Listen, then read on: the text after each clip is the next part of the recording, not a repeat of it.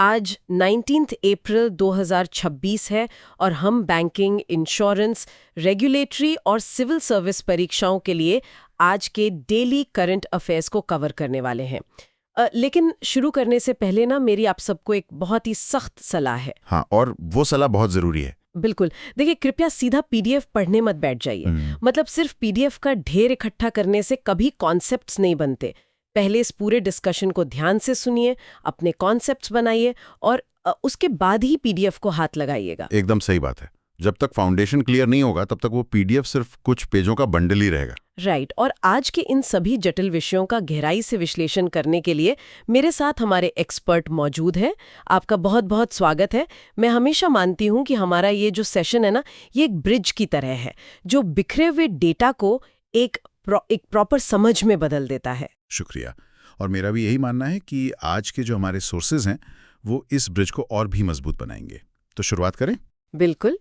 हमारी जो पहली स्लाइड है, यानी हमारा जो मास्टर डेक है, उसमें आज के सभी मुख्य विषय साफ साफ दिख रहे हैं। हमारे पास है इकोनॉमी एंड इंफ्रास्ट्रक्चर, फिर पॉलिटी एंड गवर्नेंस, उसके बाद environment and geography, international affairs, science and health और नेशनल नॉलेज।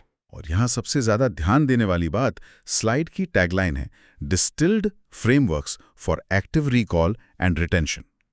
मतलब ये जो कॉम्प्रिहेंसिव कवरेज हम दे रहे हैं वो सिर्फ रटने के लिए नहीं है, बल्कि एग्जाम में उस जानकारी को तुरंत याद करने के लिए डिजाइन किया गया है। हाँ, एक्टिव रिकॉल ही असली गेम चेंजर है। तो चलिए बिना किसी देरी के let's move to a next slide. तो यहाँ हम बात कर रहे हैं सेबी के नए नॉर्म्स की। राइट। एनपीओ यानी नॉट फॉर प्रॉफिट ऑर्गेनाइजेशंस के लिए सेबी ने सोशल स्टॉक एक्सचेंज, या जिसे हम एसएससी कहते हैं, उसमें कुछ बड़े रेगुलेटरी अपडेट्स किए हैं। अगर हम पुराने नियमों को नए नियमों से कंपेयर करें तो एक बहुत बड़ा शिफ्ट नजर आता है। बिल्कुल। सबसे पहले तो जो रजिस्ट्रेशन वैलिडिटी है उसे अब बढ़ाकर 3 साल कर दिया गया है। अच्छा, तो पहले ये कम थी? हाँ, और इसकी वजह से एक बड़ी दिक्कत आती थी। मतलब एनपीओ को वैधानिक अप्रूवल यानी स्टैट्यूटरी अप्रूवल मिलने में बहुत देरी हो जाती थी। अब 3 साल की वैलिडिटी मिलने से ये अप्रूवल डिलेज वाली प्रॉब्लम काफी हद तक सॉल्व हो जाएगी। ये तो एक प्रैक्टिकल कदम है, लेकिन एक चीज जो मुझे थोड़ी अजीब लगी वो है ZCZP यानी जीरो कूपन जीरो प्रिंसिपल का मिनिमम सब्सक्रिप्शन। इसे अब 50% कर दिया गया है। मतलब ऐसा क्यों? देखिए, इसका सीधा सा कनेक्शन प्रोजेक्ट की व्यावहारिकता या प्रोजेक्ट वायबिलिटी से है।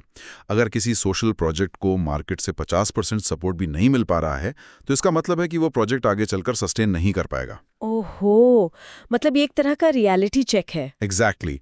और इसके अलावा सोशल इम्पैक्ट फंड्स में मिनिमम इन्वेस्टमेंट की लिमिट को घटाकर अब सिर्फ 1000 रुपए कर दिया गया है। वाओ, सिर्फ 1000? हाँ, ताकि आम लोग यानी जो रिटेल इन्वेस्टर्स हैं वो भी आसानी से जुड़ सकें और रिटेल भागीदारी को एक भारी बढ़ावा मिल सके। ये बहुत स्मार्ट मूव है। लेकिन मेरे दिमाग में एक सवाल आ रहा है। मान लीजिए अगर वो 50% वाला मिनिमम सब्सक्रिप्शन पूरा नहीं होता है तो फिर क्या होगा? ये एग्जाम के नजरिए से एक बहुत ही क्रिटिकल फैक्ट है। अगर वो 50% का आंकड़ा नहीं छुआ जाता तो एनपीओ को इन्वेस्टर्स का सारा अमाउंट रिफंड करना होगा। सारा का सारा? जी हाँ। और सिर्फ इतना ही नहीं, उन्हें कानूनी रूप से ये डिस्क्लोज करना होगा कि इस फंडिंग की कमी का उनके प्रोजेक्ट इम्प्लीमेंटेशन पर आगे क्या असर पड़ने वाला है। मतलब ट्रांसपेरेंसी पूरी रखनी होगी। बहुत बढ़िया। Let's move to our next slide. अब आते हैं फिजिकल इंफ्रास्ट्रक्चर पर। हाँ, इस स्लाइड में भारत के मैप पर कुछ नई एलपीजी पाइपलाइंस का विस्तार दिखाया गया है। अगर हम ध्यान दें तो उत्तर प्रदेश से उत्तराखंड, फिर तेलंगाना से महाराष्ट्र, महाराष्ट्र से कर्नाटक और उड़ीसा से छत्तीसगढ़ तक ये पाइपलाइंस बिछाई जा रही हैं। ये इंफ्रास्ट्रक्चर का विस्तार तो है ही, लेकिन आजकल इंफ्रास्ट्रक्चर का मतलब सिर्फ विस्तार नहीं है, सस्टेनेबिलिटी भी उतनी ही जरूरी है। जैसे अहमदाबाद के कांकरिया कोचिंग डिपो का उदाहरण ही ले लीजिए। हाँ, मैंने पढ़ा इसके बारे में। इनकी थीम ही सस्टेनेबिलिटी फर्स्ट है। बिल्कुल। और इनकी अचीवमेंट बहुत बड़ी है। ये भारत का पहला water neutral railway coaching depot बन गया है। वाटर न्यूट्रल मतलब रेलवे डिपो में तो हजारों लीटर पानी इस्तेमाल होता है ट्रेनों को धोने में। ये प्रैक्टिकली कैसे किया इन्होंने? इसके पीछे एक बहुत ही इनोवेटिव मैकेनिज्म है। इन्होंने सिर्फ एडवांस्ड मैकेनिकल ट्रीटमेंट का ही इस्तेमाल नहीं किया है, बल्कि उसके साथ साथ एक प्लांट बेस्ड प्राकृतिक प्यूरिफिकेशन सिस्टम भी लगाया है। अच्छा, मतलब नेचुरल और मैकेनिकल दोनों का कॉम्बो। एग्जैक्टली इससे पानी पूरी तरह रिसाइकिल हो जाता है। ये तो सच में एक शानदार उपलब्धि है। लेकिन जब हम इन पाइपलाइंस और ऑयल गैस डिस्ट्रीब्यूशन की बात कर रहे हैं तो इसमें पीएनजीआरबी का क्या रोल होता है? देखिए, ये एक और इम्पॉर्टेंट एग्जाम फैक्ट है।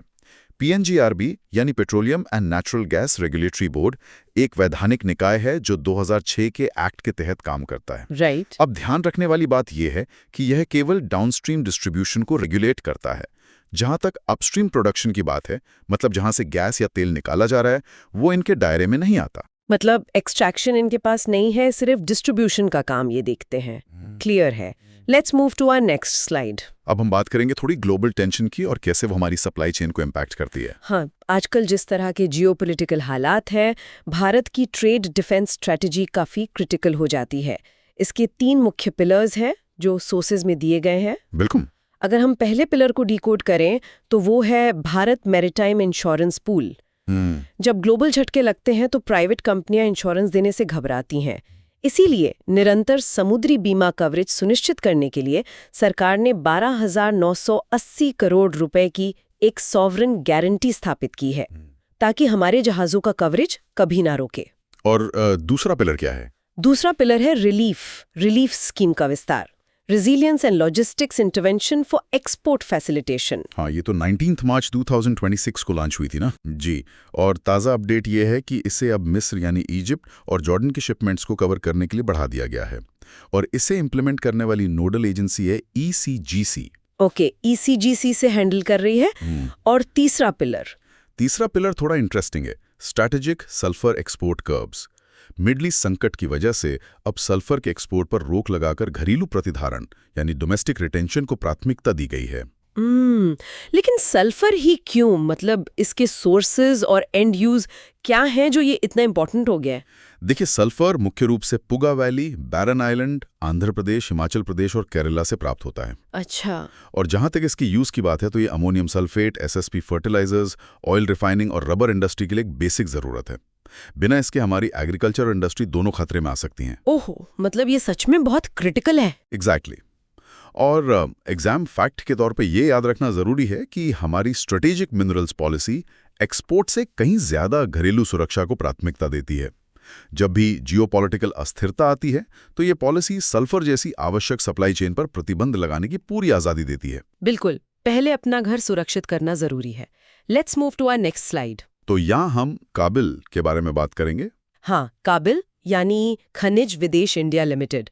स्लाइड में इसका जो पाई चार्ट दिया है वो काफी क्लियर है। इसमें नाल्को की 40% हिस्सेदारी है और HCL तथा MECL दोनों के पास 30-30% हिस्सेदारी है। बिल्कुल। और काबिल के जो अभी के करंट टारगेट्स हैं वो बहुत ही महत्वाकांक्षी हैं। वो क्या है? इनका मुख्य लक्ष्य अर्जेंटीना, ऑस्ट्रेलिया और चिली में लिथियम और कोबाल्ट जैसे क्रिटिकल मिनरल्स को सुरक्षित करना है। लिथियम और कोबाल्ट तो फ्यूचर हैं। और फ्यूचर की बात करें तो हमारा जो स्टार्टअप इकोसिस्टम है उसके आंकड़े भी काफी शानदार हैं। स्टार्टअप इंडिया FY26 डैशबोर्ड के जो फिगर्स हैं वो तो हैरान कर देने वाले हैं। सच में? क्या नंबर्स हैं वहाँ? देखिए, फाइनेंशियल ईयर 26 में 55,200 स्टार्टअप्स पहचाने गए हैं। मतलब ये एक साल में अब तक का सबसे बड़ा नंबर है। वाह, एक साल में 55,000 से ज्यादा। हाँ, और 2016 के इंसेप्शन के बाद से अब तक टोटल 2.23 लाख स्टार्टअप्स पहचाने जा चुके हैं। और सबसे बड़ी बात, इन्होंने लगभग 23.36 लाख डायरेक्ट जॉब्स क्रिएट किए हैं। ये बहुत इंप्रेसिव है। और एक फैक्ट जो मुझे पर्सनली बहुत अच्छा लगा, 48% स्टार्टअप्स यानी 1.07 लाख से अधिक स्टार्टअप्स ऐसे हैं जिनमें कम से कम एक महिला डायरेक्टर या पार्टनर मौजूद है। ये तो एक बहुत बड़ा सोशल शिफ्ट है। और अगर हम एग्जाम पॉइंट ऑफ व्यू से देखें तो ये सारा जो स्टार्टअप का बूम है और काबिल का जो जॉइंट वेंचर है, ये सब क्रिटिकल मिनरल सिक्योरिटी से जुड़ा हुआ है। राइट। मिनिस्ट्री ऑफ माइंस के तहत बनाई ये जॉइंट वेंचर सामरिक रूप से विदेश से लिथियम और कोबाल्ट की सप्लाई चेन को मजबूत कर रहा है, क्योंकि भारत का जो क्लीन एनर्जी ट्रांजिशन है और इलेक्ट्रिक व्हीकल इकोसिस्टम है वो पूरी तरह से इन्हीं मिनरल्स पर टिका है। बिल्कुल सही कहा आपने, ट्रांजिशन के लिए ये बहुत जरूरी है। Let's move to our next slide. अब हम एक बहुत ही इंटरेस्टिंग थ्योरी पर आते हैं जो टेक्नोलॉजी गवर्नेंस से जुड़ी है। हाँ, यहाँ एक गवर्नेंस फ्लो दिखाया गया है।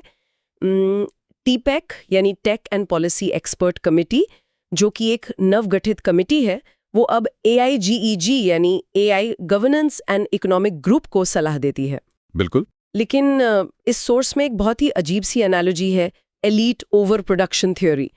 मतलब क्या सच में बहुत ज्यादा टैलेंट या बहुत ज्यादा होशियार लोग होना भी किसी समाज के लिए एक समस्या बन सकता है?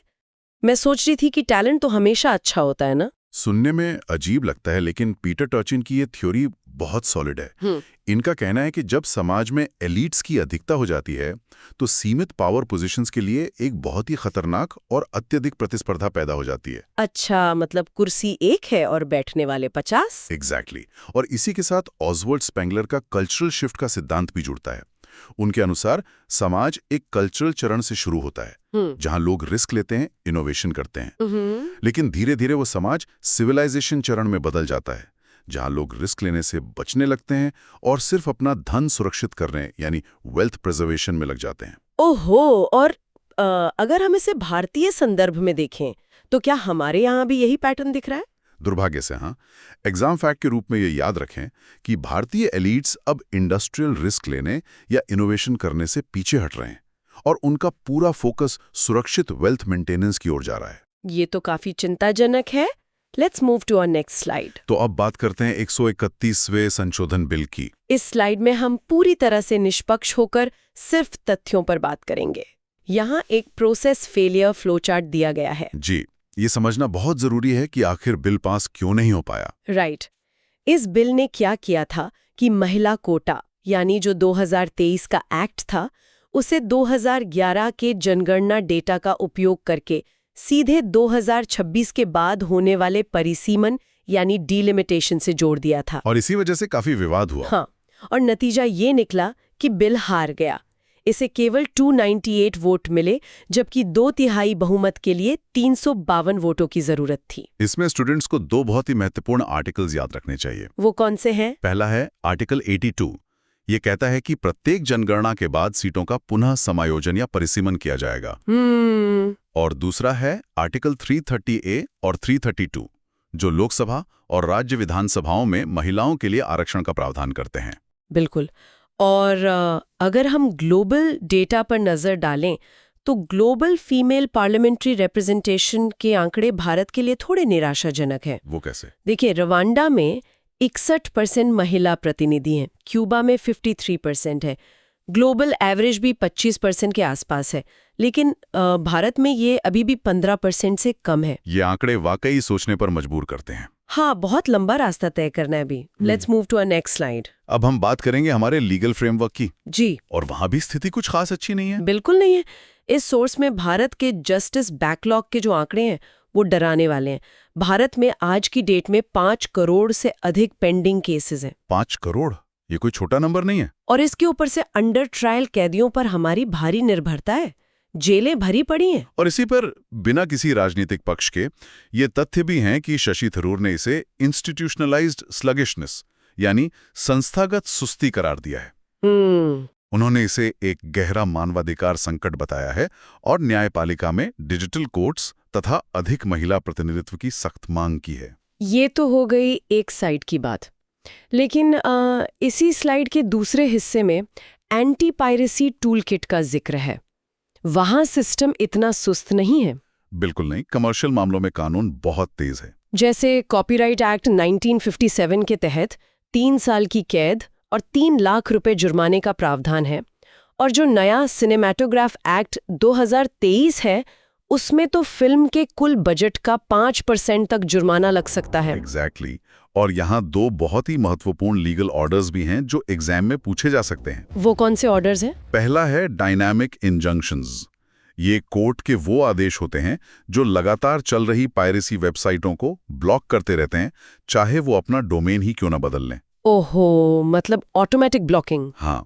और दूसरा है जॉन डो ऑर्डर्स। ये उन अज्ञात या पहचान में ना आने वाले अपराधियों के खिलाफ पहले से ही जारी किए गए पूर्व खाली आदेश होते हैं। मतलब कोई लीक करने की सोचे भी उससे पहले ही एक्शन का प्रोविजन है।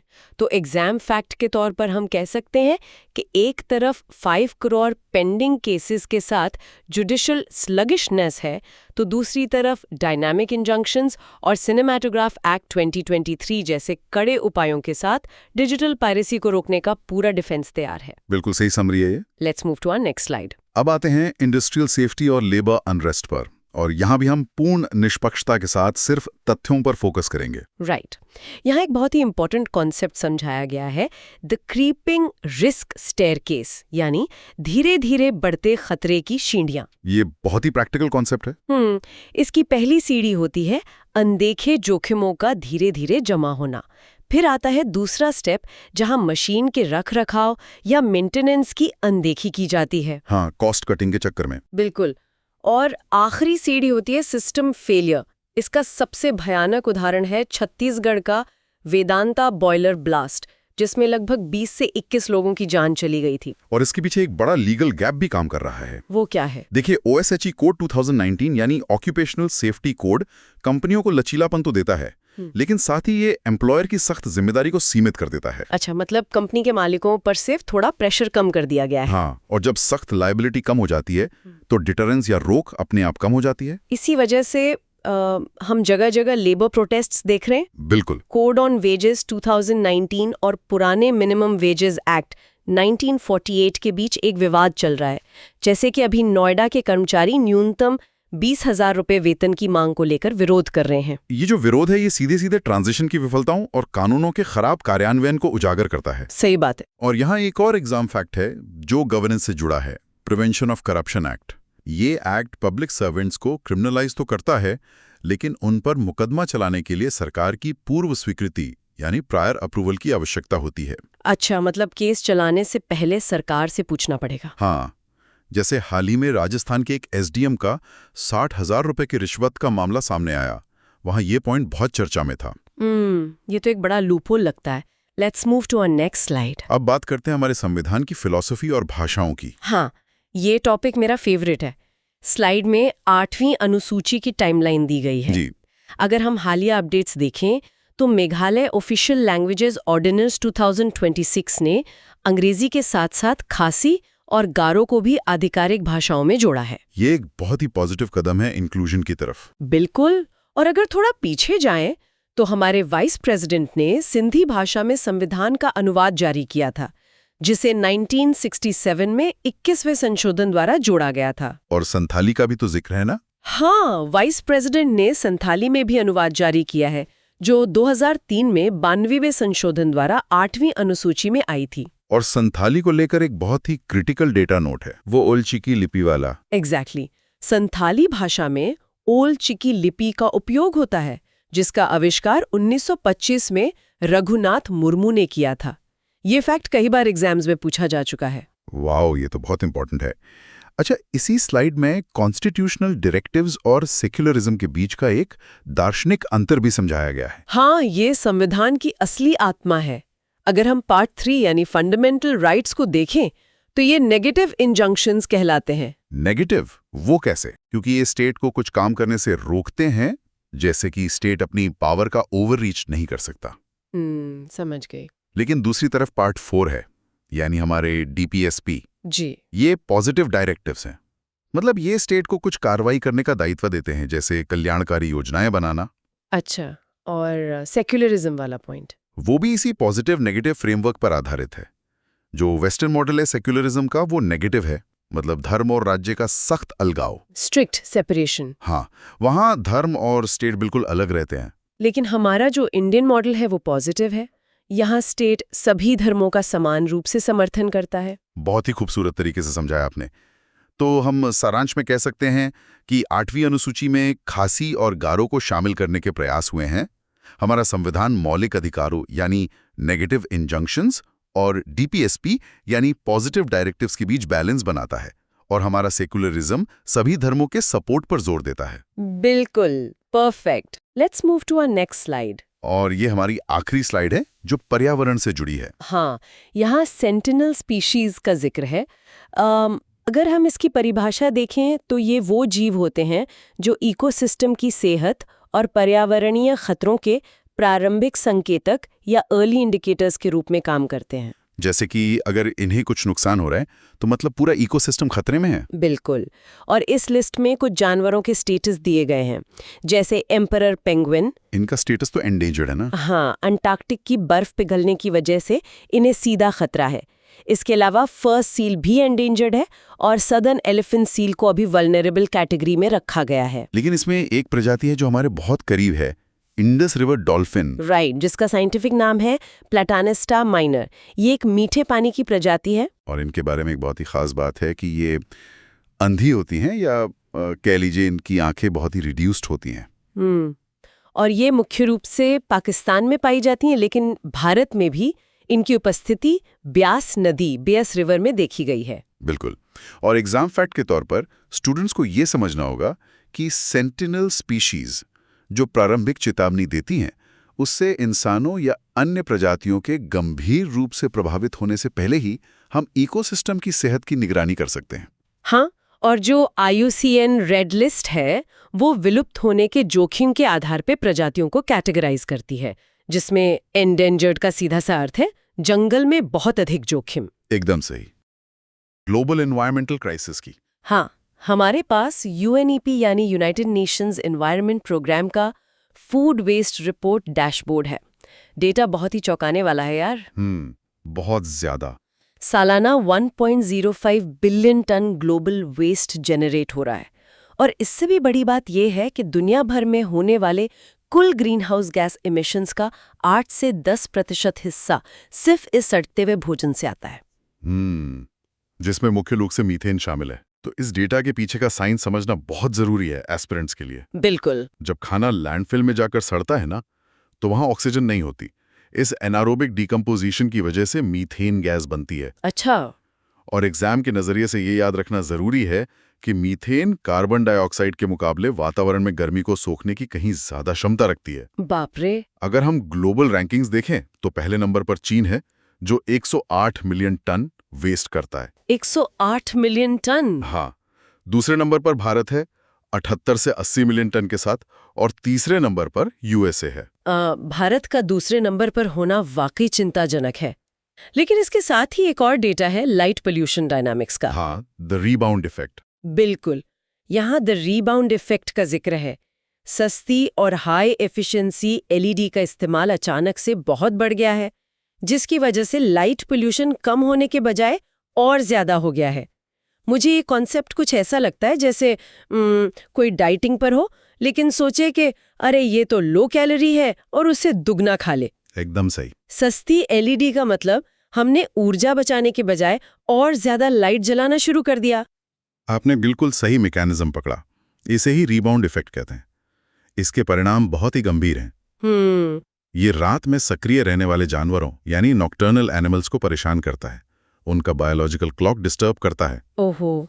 इसके अलावा ये इंसानों के शरीर में मेलाटोनिन नाम के हार्मोन को कम करता है, जो हमारी नींद के लिए बहुत जरूरी है। लेकिन इस समस्या का एक सोल्यूशन स्पॉटलाइट भी तो है स्लाइड पर। हाँ, लद्दाख में 2022 में हनले डार्क स्काई रिजर्व बनाया गया था। ये लाइट पोल्यूशन को कंट्रोल करने का एक बेहतरीन मॉडल है। और अगर हम ब्राइटेस्ट स्काई रैंकिंग की बात करें तो दुनिया में सबसे ज्यादा रोशन आसमान US का है, उसके बाद चीन, फिर भारत और अंत में Canada.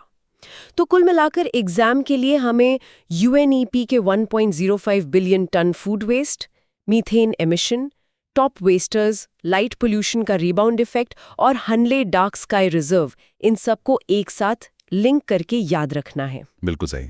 Let's move to our next slide. अब आते हैं क्लाइमेट ट्रीटीज और ट्रांजिशन टेक्नोलॉजीज पे। यहाँ एक बहुत ही क्रिटिकल प्रोटोकॉल कंपैरिजन मैट्रिक्स है। हाँ, एक तरफ 1987 का मॉन्ट्रियल प्रोटोकॉल है और दूसरी तरफ 2016 का किगाली अमेंडमेंट। तो मॉन्ट्रियल प्रोटोकॉल मुख्य रूप से ODS यानी ओजोन डिप्लीटिंग सब्सटेंस को टारगेट करता है, जैसे CFC और HCFC, जिनमें क्लोरीन या ब्रोमीन होता है। यहाँ अक्सर एस्पिरेंट्स कंफ्यूज होते हैं। देखिए, मॉन्ट्रियल प्रोटोकॉल का इकलौता मकसद ओजोन परत में हो रहे छेद को रोकना था, इसलिए उन्होंने क्लोरीन और ब्रोमीन वाली गैसों पर बैन लगा दिया। अच्छा। लेकिन इंडस्ट्रीज को कूलिंग के लिए कुछ तो चाहिए था ना, तो उन्होंने HFC यानी हाइड्रोफ्लोरोकार्बन का इस्तेमाल शुरू कर दिया। HFC ओजोन को तो नुकसान नहीं पहुंचाते, लेकिन ये बहुत ही शक्तिशाली ग्रीन हाउस गैसें हैं। ये ग्लोबल वार्मिंग को बहुत तेजी से बढ़ाते हैं। इसी समस्या को सुलझाने के लिए 2016 में किगाली अमेंडमेंट लाया गया, जो विशेष रूप से HFCs को टारगेट करता है। और भारत के लिए इसमें एक बहुत बड़ा कमिटमेंट है।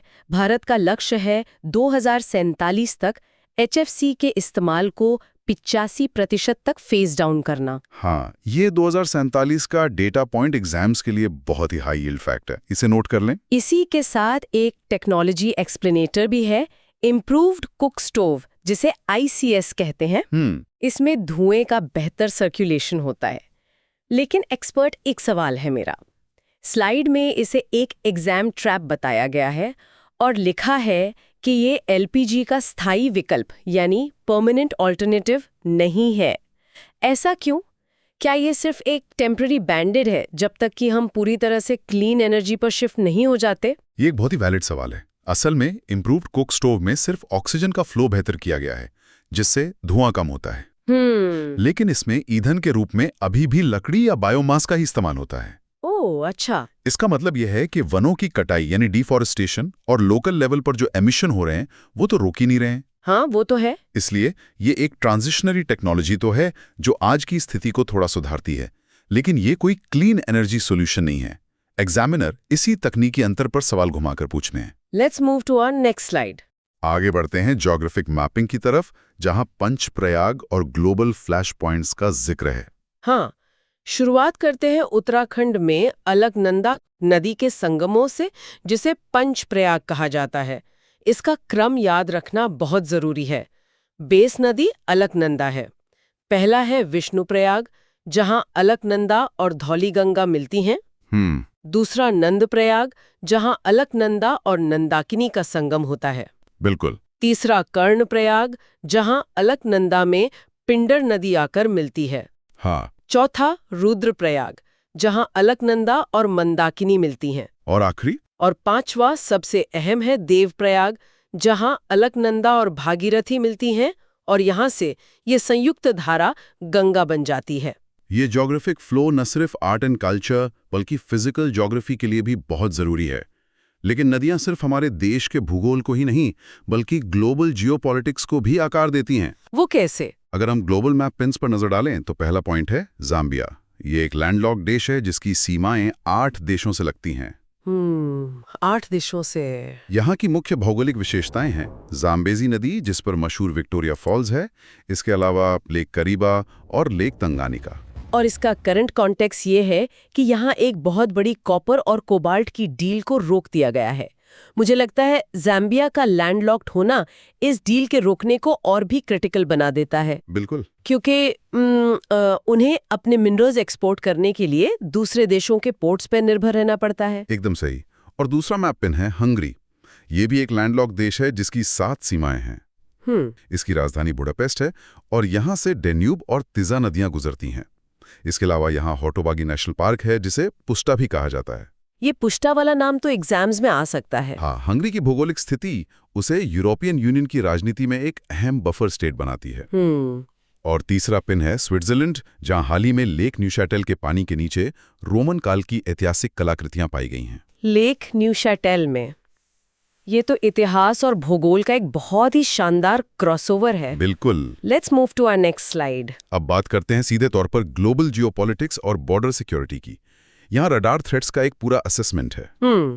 पहला थ्रेट है हॉर्मुज जलडमरू यानी स्ट्रेट ऑफ हॉर्मुज, जिसे ईरान द्वारा बंद कर दिया गया है और वहां 2 भारतीय झंडे वाले जहाजों पर हमला भी हुआ है। देखिए, हॉर्मुज का बंद होना पूरी दुनिया के लिए एक दुस्वप्न जैसा है, क्योंकि ग्लोबल ऑयल सप्लाई का एक बहुत बड़ा हिस्सा इसी संकरे रास्ते से होकर गुजरता है। हाँ। इसका सीधा असर भारत की ऊर्जा सुरक्षा और तेल की कीमतों पर पड़ेगा। और दूसरा रडार थ्रेट है रूस और USA के बीच का तनाव।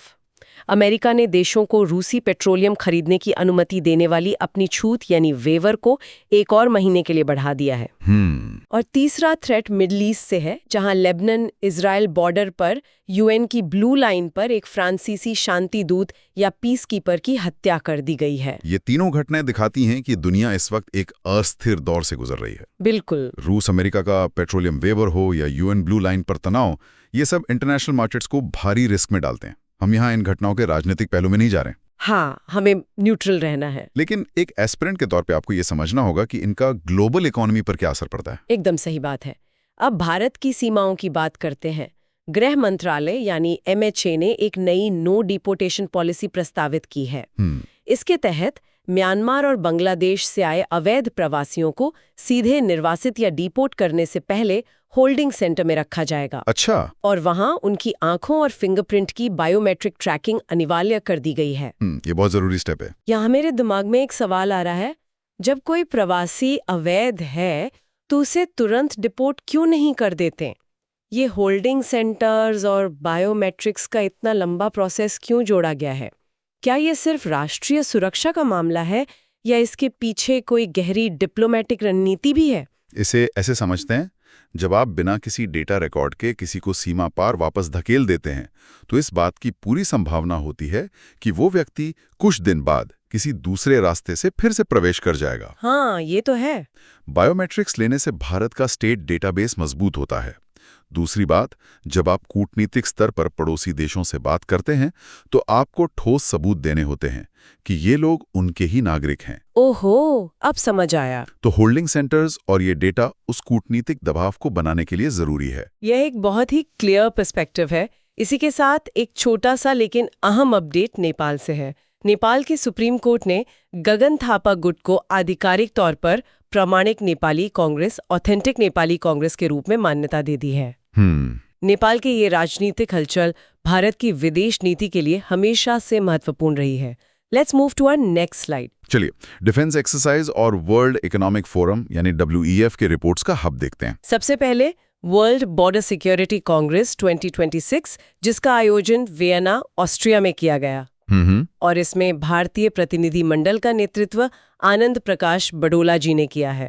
इसके तुरंत बाद है एक्सरसाइज डस्ट लीग का 7वां संस्करण। डस्ट लीग, हाँ। यह भारत और उज्बेकिस्तान के बीच एक संयुक्त सैन्य अभ्यास है, जिसमें भारत की तरफ से महारेजिमेंट और भारतीय वायुसेना IAF हिस्सा ले रही हैं। एक्सरसाइज डस्ट लीग मध्य एरिया में भारत की रणनीतिक मौजूदगी को पुख्ता करता है। लेकिन यहाँ सबसे दिलचस्प बात यह है कि वर्ल्ड इकोनॉमिक फोरम, जिसकी स्थापना 1971 में जिनेवा में हुई थी, उसकी रिपोर्ट्स दुनिया भर की नीतियों को कैसे संचालित करती हैं। हाँ, हमारे पास WEF की 6 प्रमुख रिपोर्ट्स की लिस्ट है स्लाइड में, जो हर एग्जाम में बार बार पूछी जाती हैं। पहली है ग्लोबल जेंडर गैप रिपोर्ट। इसके 4 पिलर्स हैं: इकोनॉमिक्स, एजुकेशन, हेल्थ और पॉलिटिकल एम्पावरमेंट। बिल्कुल। दूसरी है ग्लोबल कॉम्पिटिटिवनेस रिपोर्ट। तीसरी ग्लोबल रिस्क रिपोर्ट। चौथी एनर्जी ट्रांजिशन इंडेक्स। 5वीं ग्लोबल IT रिपोर्ट। और छठी है ट्रैवल एंड टूरिज्म रिपोर्ट। ये सब याद रखनी है। एक एस्पिरेंट को ये सारे नाम तो याद रखने ही हैं, लेकिन क्या सच में इन रिपोर्ट्स का कोई जमीनी असर होता है या ये बस कागजी बातें हैं? नहीं, इनका बहुत बड़ा आर्थिक प्रभाव होता है। अच्छा। उदाहरण के लिए, जब WEF ग्लोबल रिस्क रिपोर्ट या ग्लोबल कॉम्पिटिटिवनेस रिपोर्ट जारी करता है तो वो दुनिया भर के बड़े इन्वेस्टर्स उसे देखते हैं। अगर किसी देश की रैंकिंग गिरती है तो वहां फॉरेन डायरेक्ट इन्वेस्टमेंट यानी FDI आना कम हो जाता है और उस देश के बॉन्ड डील्स महंगे हो जाते हैं। ये सीधा उस देश की अर्थव्यवस्था पर चोट करता है। मतलब ये बहुत पावरफुल रिपोर्ट्स हैं। बिल्कुल। Let's move to our next slide. चलिए अब बात करते हैं पब्लिक हेल्थ की और विशेष रूप से डाइट के न्यूरोसाइंस की। ये स्लाइड बहुत ही आई ओपनिंग है। यहाँ एक मैकेनिज्म समझाया गया है। जब हम बहुत ज्यादा चीनी खाते हैं यानी हाई शुगर इंटेक, तो ये हमारे दिमाग में CREB3 CREB3 नाम के प्रोटीन के एक्सप्रेशन को बदल देता है। इसका प्रभाव ये होता है कि हमारे न्यूरॉन्स ठीक से काम करना बंद कर देते हैं, जिसका अंतिम परिणाम होता है याददाश्त का कमजोर होना, मेमोरी ऑल्टरेशन या इम्पेयरमेंट। तो ये सीधा प्रोटीन और याददाश्त को कैसे बदल रही है? देखिए, हमारा दिमाग शरीर की बहुत सारी ऊर्जा का इस्तेमाल करता है। जब खून में बहुत ज्यादा शुगर का लेवल बढ़ता है ना, तो वो मेटाबॉलिक स्ट्रेस पैदा करता है। यही स्ट्रेस CREB3 जैसे प्रोटीन के फंक्शन को डिस्टर्ब कर देता है। अच्छा, CREB3। हाँ, ये वो प्रोटीन है जो नई आदत बनाने और न्यूरॉन्स के बीच कनेक्शन को मजबूत करने का काम करता है। अगर वो काम नहीं करेगा तो आपका दिमाग चीजों को स्टोर नहीं कर पाएगा। ये सच में एक वेकअप कॉल है हम सब के लिए। और इसी से जुड़ा है हमारा अगला point, the medical trap. The medical trap. हाँ, आजकल एक नया ट्रेंड चला है कि लोग लाइफस्टाइल से जुड़े मोटापे को डाइट या एक्सरसाइज से ठीक करने के बजाय पूरी तरह से फार्माकोलॉजी यानी सेमाग्लूटाइड और तिर्जिपाटाइड जैसी दवाइयों पर निर्भर हो गए हैं। बहुत डरावना ट्रेंड है। और इसका रिस्क बहुत भयानक है। स्लाइड के हिसाब से ये सार्कोपेनिया पैदा करता है। सार्कोपेनिया मतलब फैट तो कम होता है, लेकिन उसके साथ ही 25 से 40% गंभीर मांसपेशियों की कमी, सिवियर मसल लॉस हो जाती है। ये पूरे मेटाबॉलिक स्वास्थ्य से समझौता करता है। और सार्कोपेनिया कोई छोटी बीमारी नहीं है। आपकी मांसपेशियां सिर्फ वजन उठाने के काम नहीं आती, वो ग्लूकोज को सोखने का सबसे बड़ा केंद्र है। अगर दवाइयों की वजह से मांसपेशियां ही खत्म हो गईं, तो आगे चलकर डायबिटीज का खतरा और बढ़ जाएगा। ये तो कुछ ऐसा हुआ कि आप कार चला रहे हैं, डैशबोर्ड पे इंजन खराब होने की वार्निंग लाइट जल रही है और आप मैकेनिक के पास जाने के बजाय बस उस लाइट का तार काट दें। प्रॉब्लम तो वहीं की वहीं है। बिल्कुल सटीक एनालॉजी है ये। इसके साथ ही यहाँ डाइटरी फैट्स का एक छोटा सा मैट्रिक्स भी है। सैचुरेटेड फैट्स वो होते हैं जो कमरे के तापमान पर ठोस रहते हैं और इनके बीच सिंगल बॉन्ड होता है, जबकि अनसैचुरेटेड फैट्स तरल यानी लिक्विड होते हैं और इनमें डबल बॉन्ड पाया जाता है। ये बेसिक केमिस्ट्री है जो जनरल साइंस के सेक्शन में बहुत काम आती है। और अंत में एक साइबर क्राइम अपडेट भी है। हाँ। केरल पुलिस ने अवैध लोन ऐप्स के जरिए जानलेवा उत्पीड़न के आरोप में 3 लोगों जयप्रकाश, प्रशांत और ऋषिकेश को गिरफ्तार किया है। डिजिटल लिटरेसी की कमी की वजह से ये एक बहुत बड़ा वित्तीय संकट बन चुका है आज के समय में। बिल्कुल सही। Let's move to our next slide. अब एग्रीकल्चरल प्रोक्योरमेंट और फिशरीज डाइवर्सिफिकेशन का एनालिसिस करते हैं। प्रोक्योरमेंट एक्शन मैप में राज्यों का ताज़ा डेटा है। उत्तर प्रदेश में फोकस आलू की खरीद पर है। आंध्र प्रदेश में चना की खरीद हो रही है और कर्नाटक में तूर की खरीद के लिए समय सीमा यानी टाइम फ्रेम बढ़ा दी गई है। बिल्कुल। लेकिन सबसे बड़ा बदलाव the blue economy strategy diagram में दिख रहा है। हाँ, द ब्लू इकोनॉमी। वर्तमान स्थिति ये है कि भारत दुनिया का दूसरा सबसे बड़ा वैश्विक मछली उत्पादक देश है और जलाशयों यानी रिजर्वॉयर्स की बात करें तो मध्य प्रदेश और तमिलनाडु सबसे आगे है। और इस पूरी ब्लू इकोनॉमी को जो योजनाएं ड्राइव कर रही हैं, वे हैं पीएम मत्स्य संपदा योजना और मिशन अमृत सरोवर। बिल्कुल, लेकिन यहाँ एक शिफ्ट का जिक्र है जो बहुत दिलचस्प है। हम मोनोस्पीशीज जैसे रोहू और कतला से दूर जा रहे हैं और हाई डिमांड ग्लोबल स्पीशीज जैसे तिलापिया, पंगासियस, कैम्पी और पर्ल स्पॉट की तरफ बढ़ रहे हैं। मेरा सवाल यह है कि हमारी अपनी लोकल रोहू कतला मछलियां छोड़कर हम इन हाई डिमांड ग्लोबल स्पीशीज पर क्यों शिफ्ट हो रहे हैं? क्या ये कोई एक्सपोर्ट मार्केट का बड़ा दबाव है? ये कोई दबाव नहीं, बल्कि एक्सपोर्ट मार्केट की अपार संभावनाएं हैं। अच्छा। देखिए, रोहू और कतला का भारत में बहुत बड़ा मार्केट है, लेकिन जब हम ब्लू इकोनॉमी को एक ग्लोबल लेवल पे देखते हैं तो विदेशी मार्केट्स में तिलापिया और स्कैम्पी जैसी प्रजातियों के लिए लोग बहुत ऊंचे दाम देने को तैयार हैं। ये शिफ्ट मुख्य रूप से किसानों की आर्थिक स्थिति को सुधारने और एक्सपोर्ट से डॉलर में कमाई करने की एक रणनीतिक पहल है। तो ये सब इकोनॉमी से जुड़ा है। Let's move to our next slide. Heritage, culture और पर्सन्स इन न्यूज। 18 अप्रैल को वर्ल्ड हेरिटेज डे मनाया गया। इस बार की थीम बहुत गहरी है, emergency response for living heritage in context of conflicts and disasters. और इस थीम को आईकोमोस यानी ICOMOS द्वारा प्रस्तावित किया गया है। बिल्कुल। इसके साथ ही नीति आयोग ने दिव्य भारत नाम की एक एंथोलॉजी लॉन्च की है जिसका मकसद इमर्सिव डोमेस्टिक टूरिज्म को बढ़ावा देना है। तो संस्कृति और विरासत सिर्फ इमारतों तक सीमित नहीं है। जब हम महान हस्तियों की बात करते हैं तो महात्मा ज्योतिराव फूले जी का नाम सबसे ऊपर आता है। हाँ, इस साल उनकी 200वीं जयंती है। उन्होंने सत्यशोधक समाज की स्थापना की थी। 1848 में उन्होंने पहला गर्ल्स स्कूल खोला था और उनकी सबसे प्रमुख किताबें हैं गुलामगिरी और शेतकऱ्याचा आसूड।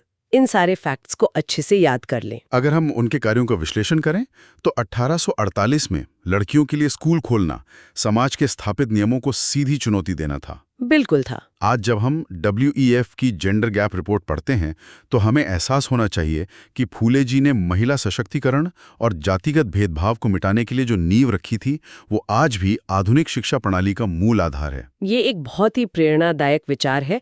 और अगर हम पर्सन्स इन न्यूज़ की लिस्ट पूरी करें तो सयानी गुप्ता को हार्वर्ड साउथ एशियन एसोसिएशन द्वारा 2026 पर्सन ऑफ द ईयर से सम्मानित किया गया है। खेल जगत से एक दुखद खबर है। ऑस्कर श्मिट जो एक ब्राजीलियाई बास्केटबॉल लीजेंड थे और जिन्हें 2013 में हॉल ऑफ फेम में शामिल किया गया था, उनका 68 वर्ष की आयु में निधन हो गया है। बहुत ही महान खिलाड़ी थे वो। और स्पोर्ट्स अपडेट में दिल्ली कैपिटल्स ने RCB को हरा दिया है। Let's move to our next slide. अब समय है फाइनल असेसमेंट का, रैपिड फायर MCQs पार्ट 1। हाँ साथियों, देखते हैं आज का डेटा हमें कितना याद है। प्रश्न 1, यूपी से उत्तराखंड जैसे राज्यों को जोड़ने वाली 4 नई स्वीकृत LPG पाइपलाइनों को कौन सी वैधानिक संस्था रेगुलेट करती है? इसका उत्तर है PNGRB यानी petroleum and natural gas regulatory board. Infrastructure के सवालों में रेगुलेटरी बॉडी का नाम हमेशा महत्वपूर्ण होता है। प्रश्न 2, सेबी के आसान नियमों के तहत बिना फंड जुटाए सोशल स्टॉक एक्सचेंज पर NPO यानी नॉन प्रॉफिट ऑर्गेनाइजेशंस के लिए नया अधिकतम रजिस्ट्रेशन वैलिडिटी ड्यूरेशन क्या है? इसका आंसर है 3 वर्ष। बिल्कुल, 3 वर्ष। प्रश्न 3, असफल 131वें संशोधन बिल की बहस के केंद्र में रहे परिसीमन यानी डिलिमिटेशन प्रक्रिया को कौन सा संवैधानिक अनुच्छेद अनिवार्य करता है? आर्टिकल 82। सही जवाब आर्टिकल 82। और यहाँ स्लाइड में एक हाई यील्ड एग्जाम फैक्ट है कि परिसीमन 2026 तक 2001 की जनगणना पर आधारित है। 84वां संशोधन। मैं चाहती हूँ कि इस परिसीमन वाले पॉइंट को हम थोड़ा और खोलकर समझें। ये 2001 की जनगणना पर 2026 तक फ्रीज क्यों किया गया था? मैं बताता हूं। परिसीमन का मतलब है लोकसभा और विधानसभा सीटों की सीमाओं और उनकी संख्या को फिर से तय करना।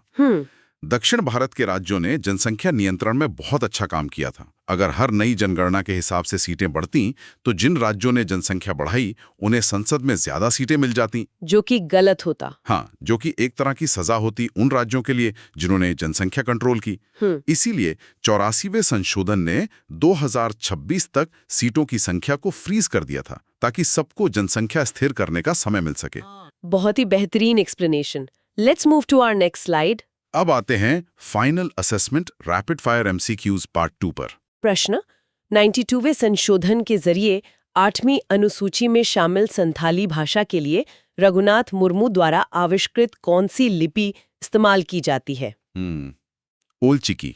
हाँ, उत्तर है ओल चिकी। भाषा और लिपि से जुड़े ऐसे facts art and culture section के लिए बहुत स्कोरिंग होते हैं। प्रश्न 5, रिलीफ योजना RELIEF जिसे हाल ही में मिस्र और जॉर्डन तक विस्तारित किया गया है, किस नोडल एजेंसी द्वारा लागू की गई है? ECGC। उत्तर है ECGC।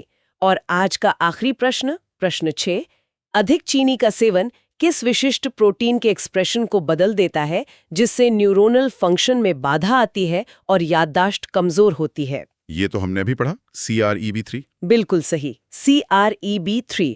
तो साथियों, ये था आज के करंट अफेयर्स का एक पूरा राउंड अप जहां हमने हर एक कॉन्सेप्ट को आपस में जोड़ने की कोशिश की। आज हमने बहुत ही अलग-अलग विषयों पर चर्चा की। हमने देखा कि कैसे दुनिया भर के देश क्लाइमेट चेंज को रोकने के लिए किगाली और मॉन्ट्रियल जैसी संधियां कर रहे हैं, लेकिन दूसरी तरफ हम अपने घरों में सस्ते LED लाकर अनजाने में लाइट पॉल्यूशन बढ़ा रहे हैं। ये एक सोचने वाली बात है कि जो चीजें हमें वैश्विक स्तर पर प्रभावित करती हैं, ठीक वैसे ही हमारे शरीर के सूक्ष्म स्तर पर यानी माइक्रो लेवल पर हमारी आदतें हमें कैसे बदल रही हैं।